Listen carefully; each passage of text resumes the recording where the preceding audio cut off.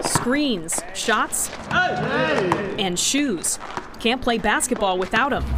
First started off just with a toothbrush and soap and water. And if they were on Mike Lee's feet, I would scrub my shoes every night. They were clean.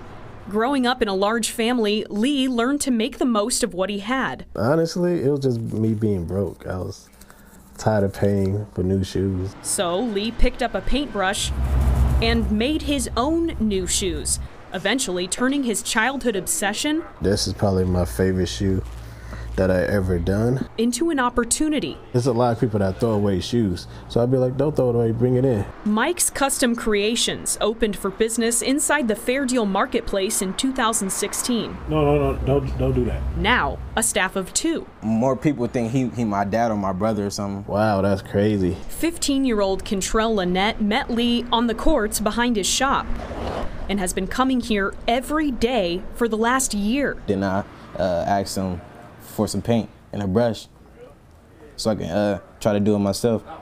And yeah, it turned out good. What started as a mentorship That's gonna take forever to dry. turned into something more. I just see him as a father or a brother because I see him every day more than I see my own dad. Contrell is not Lee's first student. He told me I had serious talent, and at first I didn't believe myself. Josh Chesler is about to graduate high school. He says Lee took him under his wing and taught him how to paint a few years back. He just kept on telling me to keep going. Now, Chesler's custom kicks are all over social media. The Looney Tunes custom that I did got almost 26,000 shares. The teen working on shoes for NBA stars. This pair in the hands of Oklahoma City Thunder player Russell Westbrook. I couldn't even describe the feeling. I was just, in my mind, inside of me, I was just blowing up. The professor is impressed. Look where he at right now. He's just doing crazy things. No idea is too big for a custom. Favorite sports team, celebrity, or show. They'll put it on a shoe. For me, it's the reaction. I like to see the people reaction. Leave this white.